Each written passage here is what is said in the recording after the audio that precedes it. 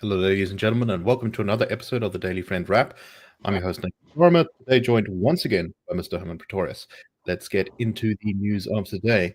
And there are rumblings in the city of Tshwane, a city which has seen some stability since the DA was kicked out of government there, and ActionSA and the ANC and the EFF all went into coalition to govern the city. However, that may be coming to an end, or at least the time of tranquility may be coming to an end there, with the city manager, Johann Metler, apparently having another attempt made on his position. The ANC's Tshwane regional secretary has raised questions about Johann Metler, the city manager's appointment. These issues were not raised at the time of his appointment. The ANC seems to be saying that it was sort of irregular or improper. Now, Johann Metler is one of the best regarded civil servants in the country, and his appointment into the city of Tshwane under, I think it was the previous DA government during the time of before Brink, Randall Williams, I think was the mayor, was considered, sort of a great coup for the city of Tshwane to be able to scoop this guy up. The city manager in a municipality is the most important official. He is the guy who is ultimately responsible for actually running the thing in many ways, and he accounts directly to the mayor. So it's very important to have a really good city manager if you want your municipality to work. However, ever since his appointment, the ANC in the city has not been particularly fond of it. Now, Saliers Brink, the DA's caucus leader and former mayor, says that, quote, whatever legal pretext the ANC coalition devises, the point is that the party would prefer one of their own deployed cadres, not an independent professional. Metler had come under attack because it was clear the city would not drop the case against the Rooival 5, who were accused of an irregular tender in connection to the Rooival wastewater treatment plant. Now, interestingly, apparently the ActionSA has said that it is clear and consistent. We will not support the removal of any senior manager unless there is a clear lawful and governance-based reason for doing so. We will not compromise the integrity of governance in Tshwane for the sake of political expediency. Hermann, what do you make of this story?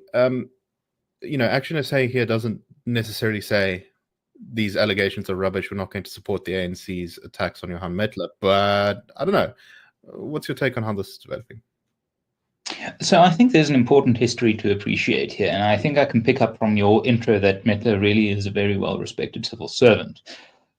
He, during the financial ministry of Pravin Gordhan, Metler was really seen as a sort of a fixer, someone that national government could parachute into really problematic municipalities and sort of bring them in line. Tito Mboweni also called on him a few times during his tenure.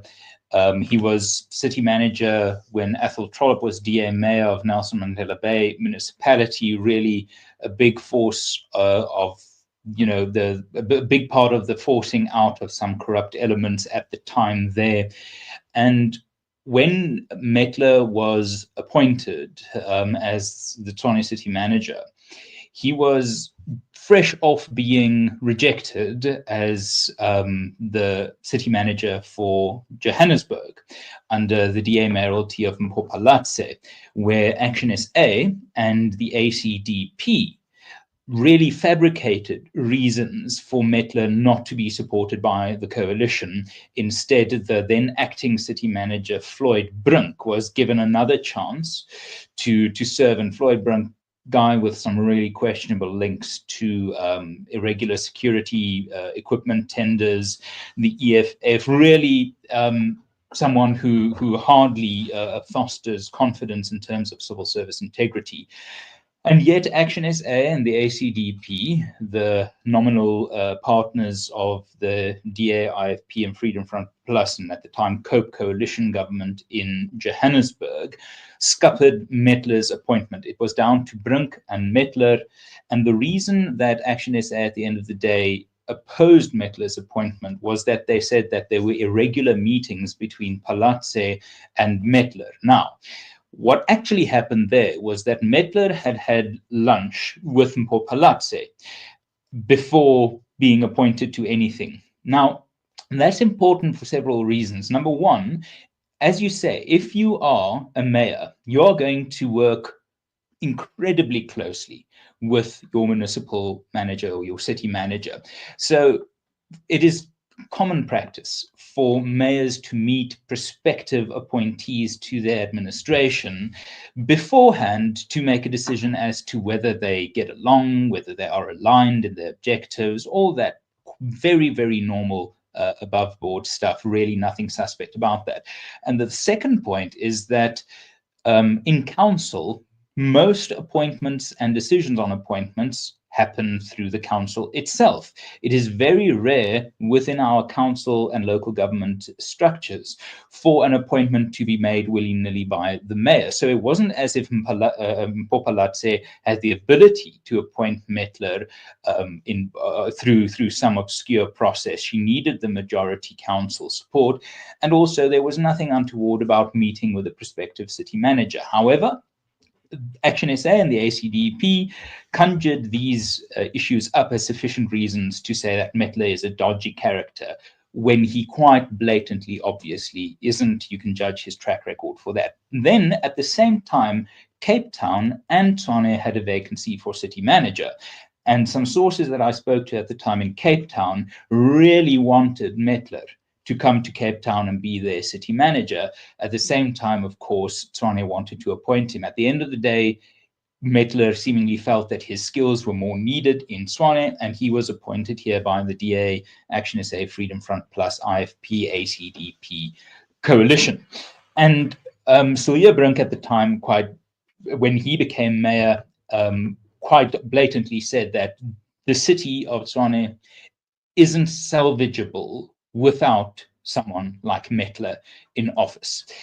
We can see the role of the city manager or the municipal manager as sort of CEO of the company, where the mayor is the chairman of the board. The mayor gives the sort of overall direction, the political guidance of what should happen, and the city manager is responsible for executing that mandate or that mission. So it really is almost a co-mayoralty. You cannot have a good mayor and a bad city manager and think you will get anywhere in terms of governing a city, and probably vice versa as well.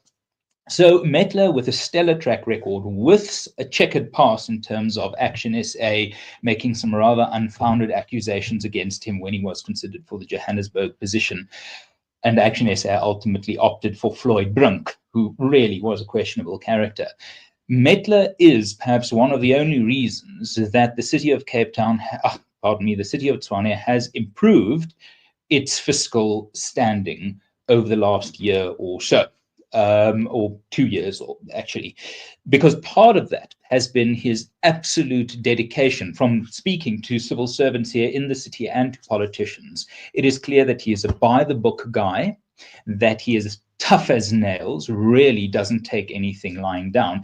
And whilst he isn't necessarily known as a financial, fiscal, wizard guy who can work magic with fiscal resources, his diligence and ensuring that proper processes are followed in procurement, in appointment, and all that has caused many frustration, or has been a source of frustration many a time, because he quite often slows down processes. But he makes sure that these processes are followed by to the letter of the law and the spirit of the law as well. So Metler is really a commendable guy. And if the ANC, who has in the past considered Metler of such importance that at least from a national level, the ANC had deployed him as a stellar civil servant to go and solve problems. If the ANC in Tshwane does not want Metler in office, it is not difficult to understand why. If you are asking questions about tenders, about conflicts of interest between MECs and service providers to the city, the type of questions and due diligence that Johan Metler is known for, I mean, the ANC's track record does sort of imply very strongly that something quite sinister and untoward sits behind this magical sudden disapproval of the appointment process of Johann Metler. Yes, as the reporting on this makes clear, it's none of these issues were raised at the time, and it's been 3 years. So, that isn't of itself disqualifying of the allegations, but yes, no, it does make one question where exactly the concerns are coming from. So the question, politically speaking, Hermann, and so far it looks like they might, but do you think that ActionSA is going to be willing to sacrifice their mayor in Tshwane in order to protect Metler?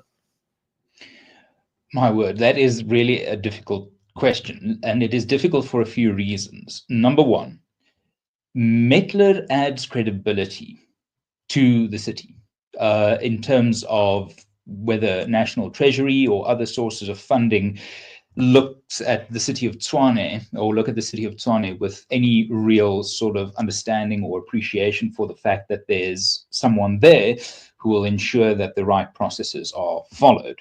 So if that goes, there will be if Metler goes and he's sort of that bastion of integrity and credibility, there will be consequences, perhaps not earth-shattering consequences, but the credibility of the city just now after 2 years of intense rescue efforts starting to seem to have stabilized, that'll be up in the air again to quite some extent, and ActionSA will pay the political price for that. However, they seem to have ActionSA's willingness to do almost anything to save the current mayor here in Tshwane seems to have, might almost be inexhaustible in terms of what they've been willing to put up with in terms of the EFF and the ANC as coalition partners.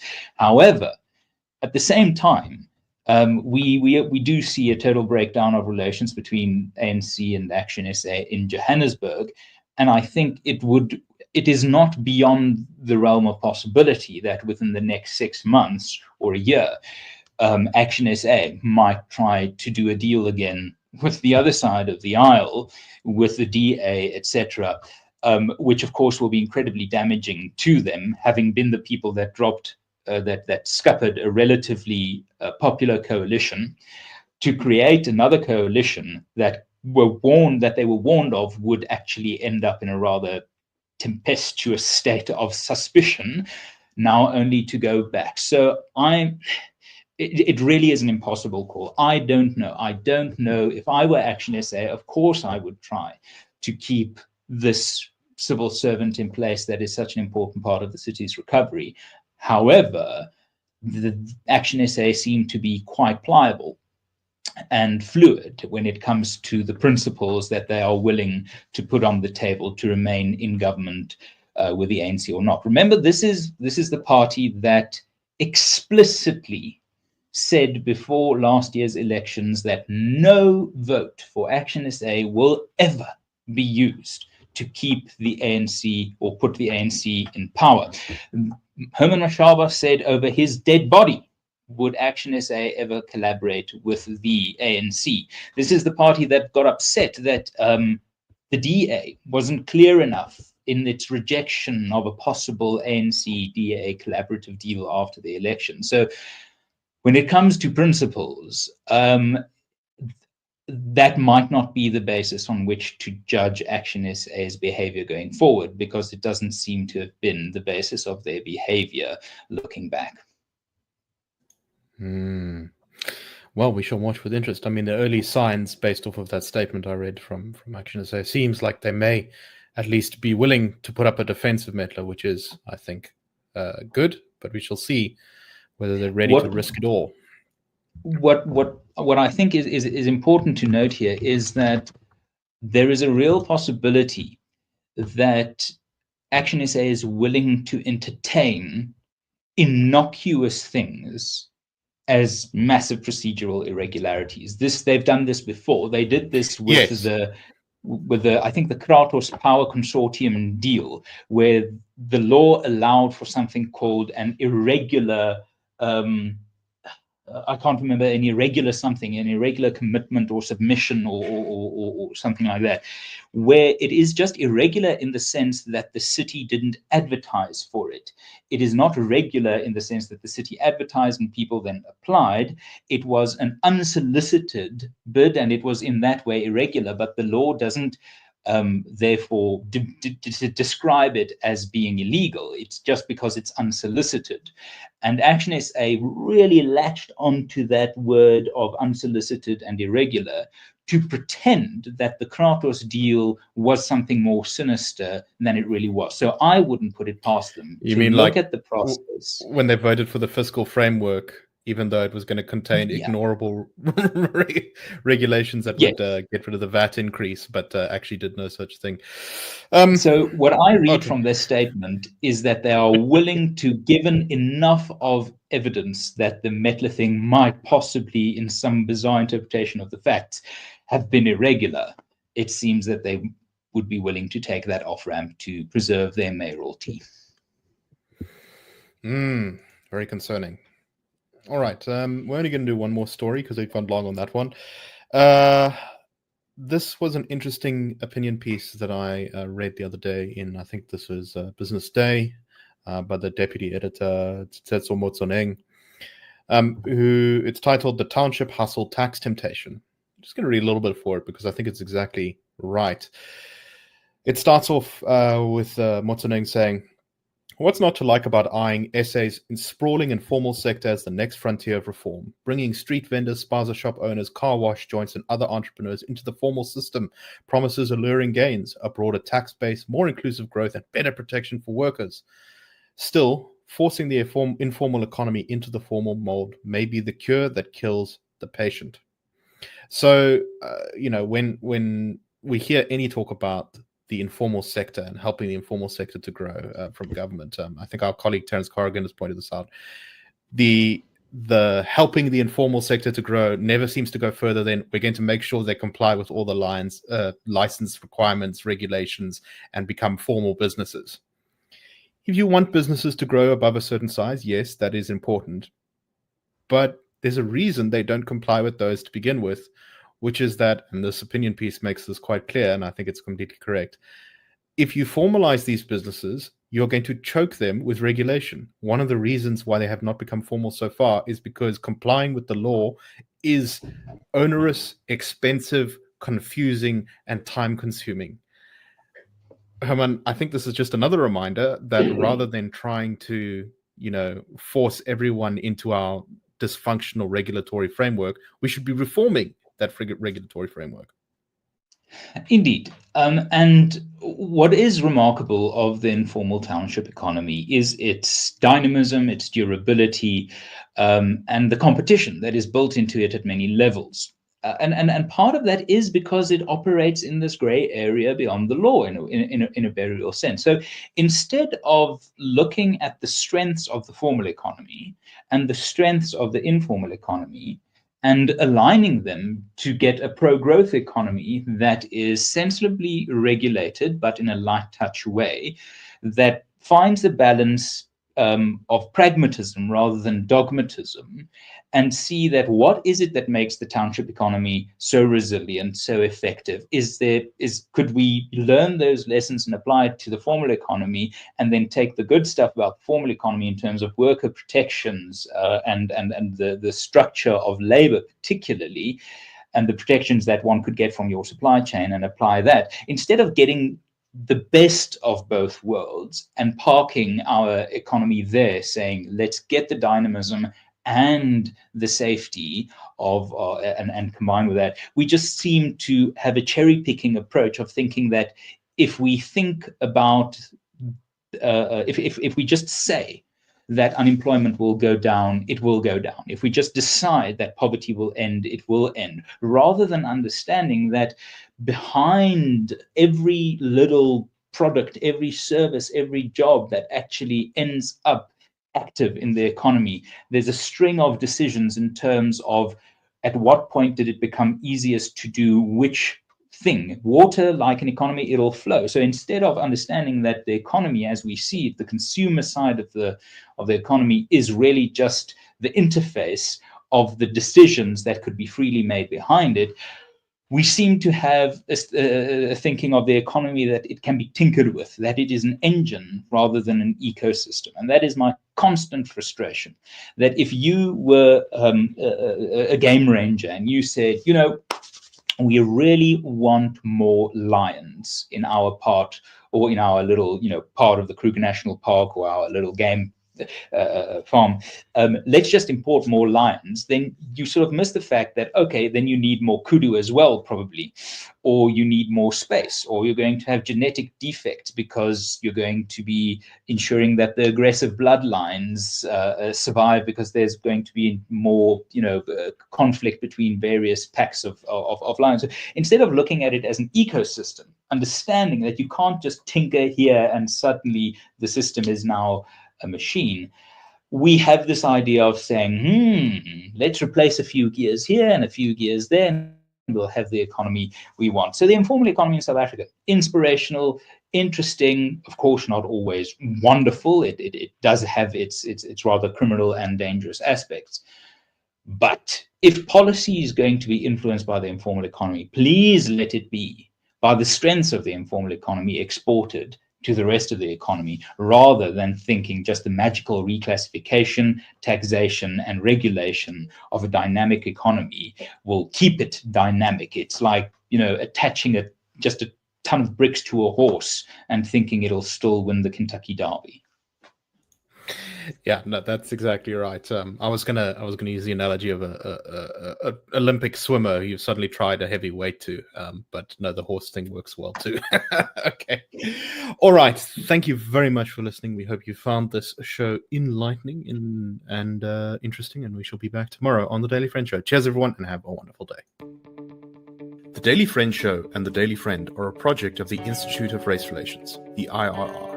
The IRR is a think tank which was founded in 1929 to study race relations in South Africa and works to change government policy to improve race relations through non-racialism and to ensure the prosperity of all South Africans.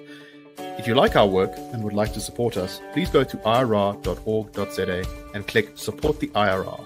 Or you can go to thedailyfriend.co.za and click the Fund